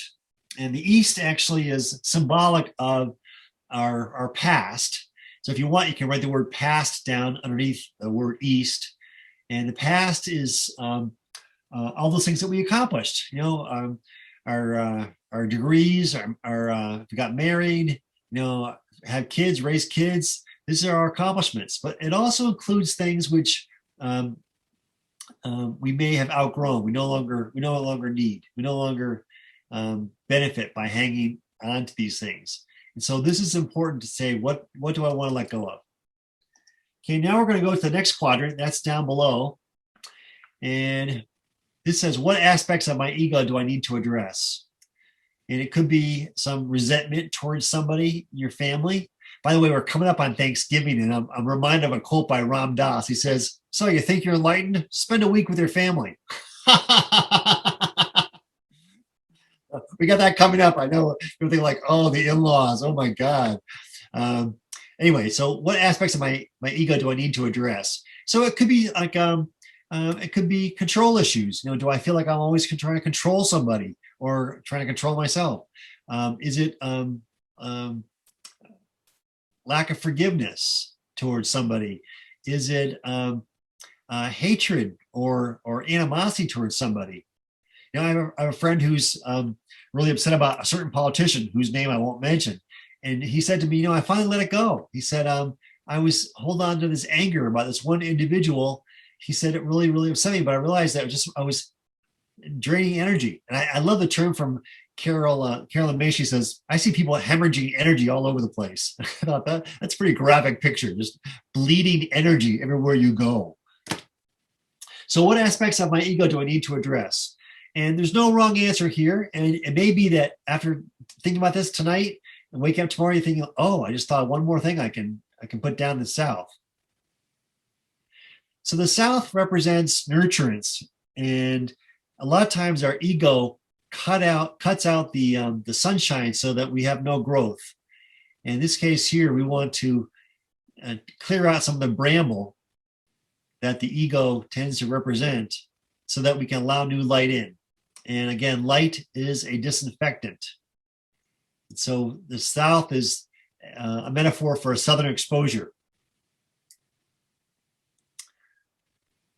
Okay, we can always come back to that one if you want, but next we're going to go to what gifts am I ready to receive? And the idea is that we can't receive something new till we've made room for it. And by letting things go from the ego, we can make room for new things, for new growth. So what gifts am I ready to receive?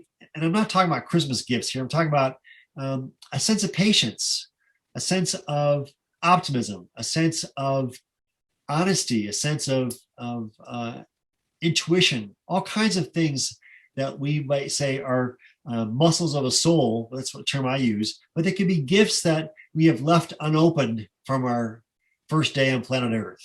And Carl Jung might even say this is part of the shadow that has been unexplored, that needs to be explored to help you reach your highest potential. So what gifts are you ready to receive? What's something that you'd like to bring into your life to help you become a better person? Again, no wrong answers here.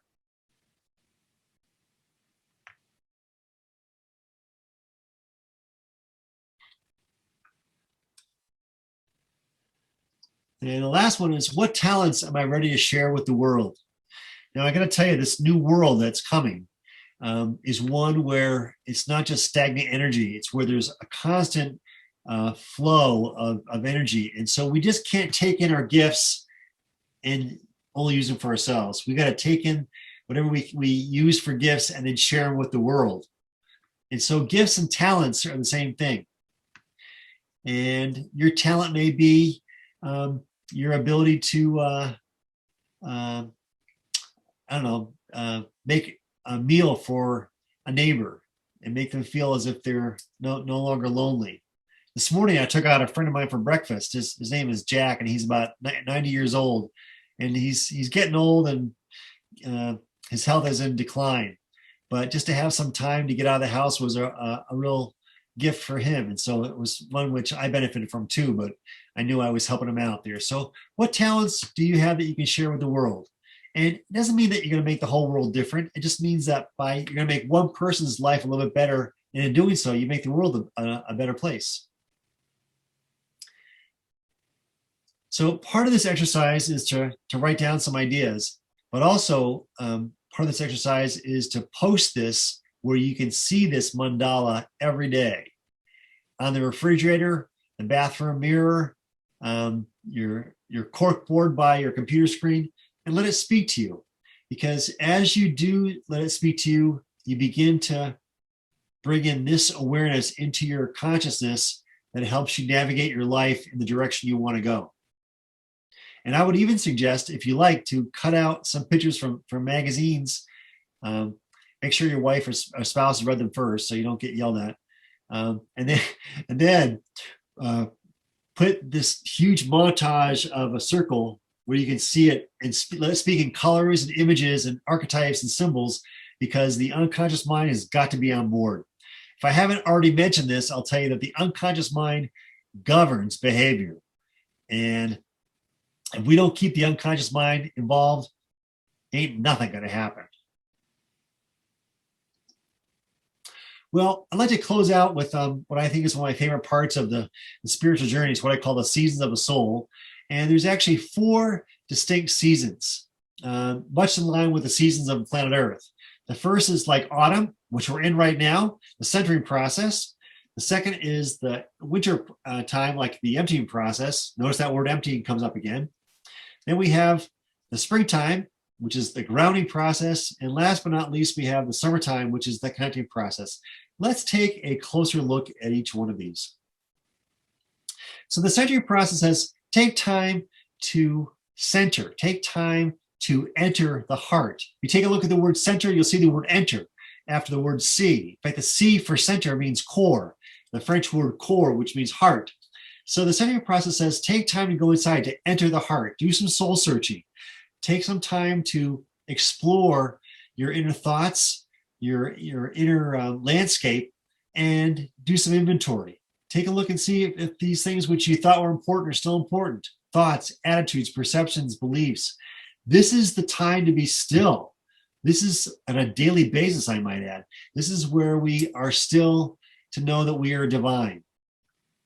And so why is this like autumn? Because right now we have less light. We just changed the clocks back. We have even less light. So this says to take time to go inside.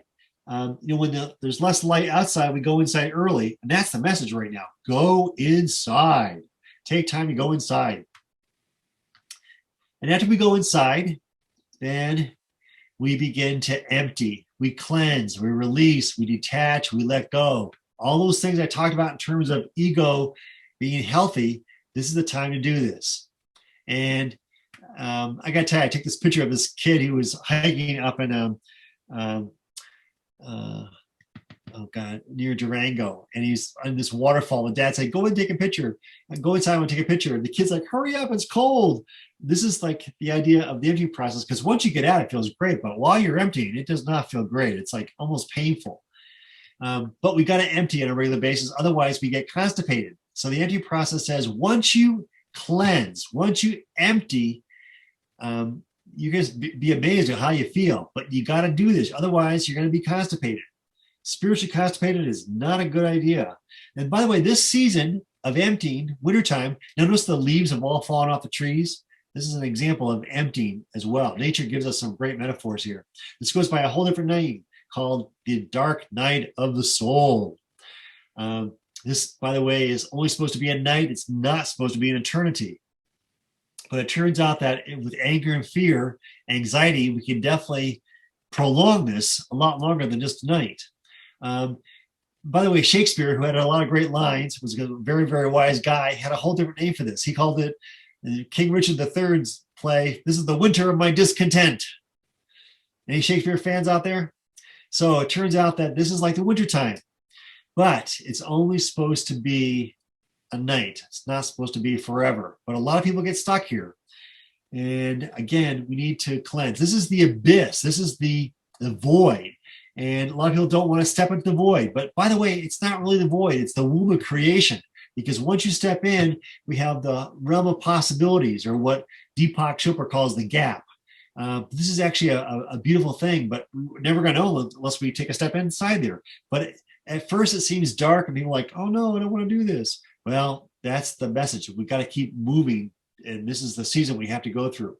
And I love this quote that says, when you come to the edge of all the light you have and must take a step into the darkness of the unknown, believe that one or two things will happen. Either there will be something solid for you to stand on, or you will be taught how to fly. Isn't that nice? So after this season comes the grounding process. This is springtime. And in springtime, we have new growth. We got new buds in the trees. We have new possibilities. Nature abhors a vacuum. So when you make room for this by emptying, something will come into it. That's a promise of the universe. So the grounding process is this time of, I won't call it enlightenment, but it's where you get that cosmic breadcrumb to help you get from point A to point B. And you get to the top of the mountain and you get a great clarity of where you're going. But you can't live on a mountaintop. You got to come back down because it's inhospitable up there all the time. So we get there for a view, we get there for clarity. This is the vision of the vision quest. But at some point we got to come back down, because after spring comes summertime. But in this moment of enlightenment, even in our darkest times, we see that there is light. We become grounded by this new wisdom, this vision, if you will. And so at this point here, we then move from spring to summer. And in summertime, we connect. This is the oneness that we've been talking about all night long here. This is the idea of coming together to connect, and we share what we learned. We share what we learned on our journey, on the hero's journey, the spiritual journey, because greed is not a spiritual value. It is not something that we take part in. And by sharing what we learned from our hero's journey, from whatever we learned, we help raise consciousness. Other people can learn from us. You know, I'm watching this episode right now, this show called Dope Sick. It's all about the horrible horrors of Oxycontin and what's going on there. But people who are in rehab are sharing their stories and helping other people. This is where we help other people to make the world a better place. And so this is summertime. In summertime, you know what happens in summertime? We got barbecues, we got picnics, we got reunions, we got weddings. Everyone comes together. There's a message there, coming together to be one. This is a very significant part. And this is the coming home, the return of the hero's journey.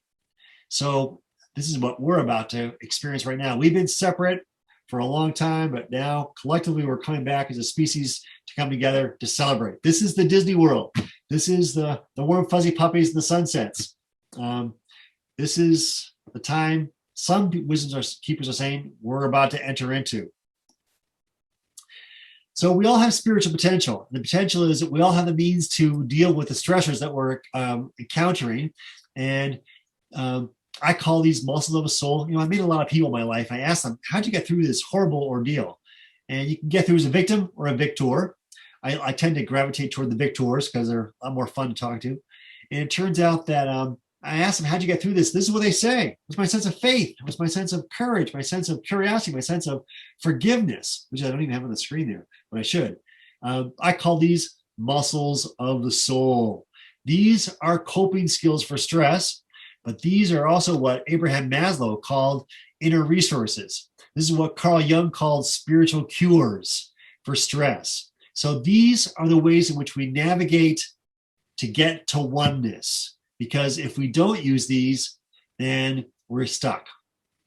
So like our physical muscles, we're never going to lose these, but we will see them atrophy if we don't use them. And we are called upon on this time right now on planet Earth to use these muscles of a soul, to use our sense of faith, to use our sense of humor, our sense of optimism. These are so very, very important. And the reason why I've got love in capital letters is because these are all colors of love's rainbow.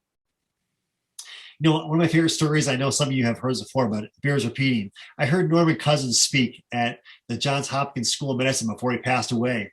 And Norman Cousins, if you don't know, is the father of humor therapy. He kind of like put the PNI field into play there with his healing himself from laughter or with laughter for his horrible disease he had. And it turns out he got up on stage after he was introduced and he goes, "I never said humor cured me." He kind of yelled and barked at the audience. We're all kind of like, wow, what's going on here? Then he goes, "I never even said humor healed me." And people are sinking down in chairs like, why did I come tonight? Well, who is this guy? He's a curmudgeon.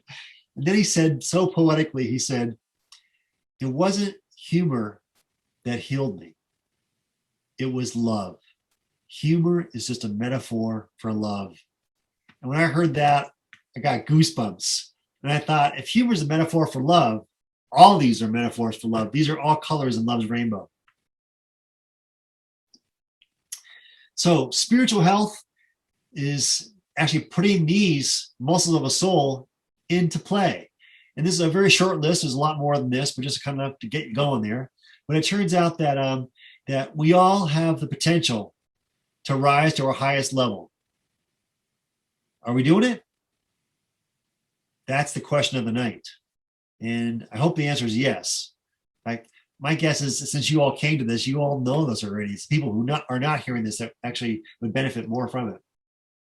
So I made you a meditation called Crossing the Bridge to the New World. Go ahead and go to the chat box and grab that link if you want.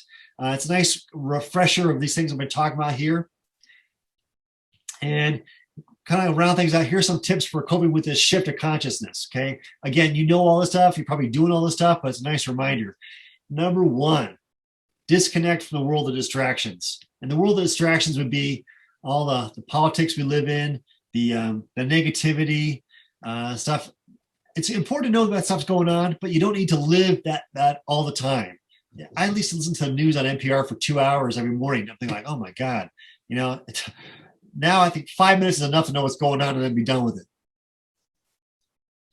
So we have a plugged-in society, which we're all, isn't that an amazing graphic? But, you know, I think it was Lenin said that, not John Lennon, said that religion is the opiate of the masses. I think if he were alive today, he would say that it's the screen addictions are the opiate of the masses. So we don't have to be tuned into this all the time. I am not saying technology is bad. All I'm saying is, let's take a breather with some of this stuff and unplug on a regular basis. This is actually what I call the false oneness. People think they're connected to their social media and they're part of a bigger family. Nah, I think it's a false oneness. I'm not going to put all my eggs in that basket. I think it's some good stuff to it, but it's not all that it's cracked up to be. You know, I love this part of the movie Raiders of the Lost Ark when they're about to open up the Ark of the Covenant and Indiana Jones says, "Close your eyes, don't look." And it turns out, everyone that did look all got destroyed. Well, we're seeing Pandora come out of the box here. And I would say, take a moment to close your eyes and meditate. Don't look. Number two, stay above the fray. The fray is another word for stress and all the pandemonium going on with anger and fear. It's also a pandemic. It's a virus. Don't get caught up in that if you don't have to. So stay grounded. Do some yoga. Do some exercise. Get out in nature. Do some meditation. You know the drill, but are you doing it? Okay. Number three says take the high road. Yeah, we could judge people who we don't like and be more into the polarization game, but I would say take the high road. Just say, isn't that fascinating? You know, I take people on group trips to Ireland. Some of you may have been on some of those trips. I don't know. And to Italy and to Scotland. And we have a rule, no bitching. And I say, if something really bad is going on, because when you travel, it can happen. I say, rather than bitch, moan, and whine, we say this. My, isn't that fascinating? Who knew? I said, but don't say it like this. My, isn't that fascinating? So your attitude is very, very important there. So take the high road. It's a much better view, I might add. I'm a real big fan of the work of Don Miguel Ruiz, 4 Agreements. Be impeccable with your word. Don't take anything personally. Don't make assumptions, and always do your best. Nice. I wish I thought of that myself, but a great, great message. Number 4, establish healthy boundaries. Technology being a case in point. Every cell has a membrane. Keeps things out that's supposed to stay out, keeps things in that's supposed to stay in. Okay, the membrane is a healthy boundary. We all need to have healthy boundaries. Right now, things are coming into ourselves that are not contributing to our health and well-being. The negativity of the news, the list is pretty long. Just think to yourself, I need to have some healthier boundaries. And so do that. Don't lose sight of the big picture. I like this little arrow says, you are here. You know, we are not the center of the universe or the center of the galaxy for that matter either. But don't lose sight of the big picture. At some point, we may find out that we're part of a bigger family. And I can't wait to hear that. By the way, the biggest news last year was that the military said there's objects in the sky that they have no idea what they are. Somehow that kind of got glossed over with all the other problems. To me, it was the best news of the year. And at some point, we may find out that, you know, we got relatives in other parts of the cosmos. We're a part of a much bigger family. We're going to be invited from the kids' table to the adult table pretty soon. That's a nice thing to have happen at the holidays. Meditate daily. Okay, I think I've beaten this drum enough. You get the idea. But mindfulness is also an important thing, and that is that to live in the present moment. Don't live in the past or the future. The past is anger. The future is anxiety. You can do so much better than that. Be in the present moment because it is a gift. So there I am meditating in Scotland, but you can do it in your own living room. Just carve out a space and time where you basically say, this is my healthy boundary. Do not disturb. Spend some time in nature each day. I'm a real big fan of that. You know, some of us are living here in Colorado. I think the majority watch us are in Colorado. So we have a good reason to be outside. But wherever you go, your backyard, coming upon wintertime. So I would say get a bird feeder and enjoy nature. And speaking of which, I just came back from Ecuador, and that is a hummingbird eat out of my hand. Isn't that cool? That's a violet-tailed sylph. And boy, it was magical to have this happen. So nice connections to nature. I'm a real big fan of this. This is also very grounding too. Here's a quote I thought was pretty good. It says, I go to nature to be soothed and healed and to have my senses put back in order. And last but not least, raise your vibration. This whole idea that we need to get out of the negativity of anger and fear. And again, I'm going to tell you, anger and fear are not bad emotions. They become bad if we stay in them for prolonged periods of time. So in this case here, raise your vibration to the vibrations of the consciousness of love, of happiness, of euphoria. Again, not just rainbows and unicorns. We're seeing the whole spectrum here, but a lot of people deny themselves these uplifting emotions because they get so caught up in the negativity. Experience the whole spectrum. So I saw this meme on Facebook. I thought I'd just share with you. It's called Raise Your Vibration. Everything to the left side is actually all stuff we want to incorporate. Things on the right side, not so much. And I'm a real big fan of Joe Dispenza. He talks about incorporating more uplifting emotions into your thought process. And I love this. It says, love is the highest vibration, the highest state of consciousness in the universe. By tuning into this vibrational frequency, we are aligning ourselves with its very essence of the divine source of energy. We want to match any and all octaves of this vibration in the new world, whatever you perceive this to be. And so in this case here, I'm not saying anger and fear, don't experience them. Just don't spend a whole lot of time with it. Just acknowledge it and move on. And see if we can come to our most natural state, which the wisdom keepers and shamans say, love is our natural state. Who knew? So I have my students, in fact, some of you listening may have actually been part of this. We did a word cloud. We wrote down all kinds of uplifting emotions, and then we made a word cloud from it. And if you like that, you can do a screen grab and post that on your fridge. It's just a nice reminder of things to focus our direction in so we don't get caught up in negativity of anger and fear. So I want to be really clear. I am not promoting rainbows and unicorns, okay? This is a well-balanced talk on the emotions. But I can tell you right now, there's some people who get so stuck in the other side of negativity, of anger and fear, that they can't even see the light of day. And so this is not to say deny the reality of the world. I'm not saying that. I'm saying don't get stuck there because there's a lot more to the bigger picture. So to close things out, healing power, humor is very important. Find one humorous thing a day. You don't have to look too hard. Okay, keep looking. Keep looking. This is when you don't have enough money for car repairs. Isn't that clever? Oh, that was great. This is for all the men in the audience. The 3 stages of manhood. Number 1, number 2, and number 3. Paul, that was for you. Okay, so learn to be your own best audience. That's the message. And as we say that, I want to tell you it's time to awaken. And as you awaken, Patty, I think you're in the audience tonight. That's a picture of you. Thank you for posting be my model here. This is Patty in Scotland a couple of years ago. Time to awaken and to enjoy the new world that awaits us. So I'd like to have a little closing ceremony. Tap my bell again. And in doing so, I'd like to share with you one of my favorite quotes that goes like this. There will come a time when, after harnessing the winds, the tides, and gravitation, we shall harness for God the power of love. And on that day, for the second time in the history of humanity, we shall have discovered fire.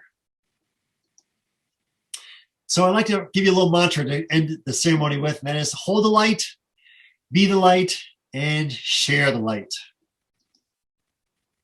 And although I could say that's the end, I think it's really just the beginning. And so I've gone almost my whole time. I didn't leave time for questions, but I will tell you right now that we'll break out of this, stop share, and then we'll come back to the Brady Bunch configuration here. Well, for those of you who I don't know, it's a real pleasure to spend a couple hours with you. I kind of got a little verbose. I would have had some more time for questions, but feel free to email me if you have any thoughts or comments or whatever. I know time is short. You want to honor this on the East Coast. I know it's 9:30 already. So thanks for spending some time. Thank you for making the world a better place. The mere fact that you're into this topic shows me that you are a light worker making the world a better place. And I thank you for that, because we are a team, and this is actually a very exciting time to be alive on the planet Earth. And some would say we chose to be here now to be part of this evolutionary process that is amazing. I just wanted to say, Brian, it was, or Luke, it was wonderful. I really enjoyed it all. So if you want, is Brian Luke S, BrianLukes @cs.com. If you email me, I'll just shoot you the link in the PDF too. Thank you. Peace. Thanks, Okay. everybody. Bye. Very much. Thank you. Thank you so much for your Thank time. you. Thank you all for attending. Thank you. Bye. See you again soon.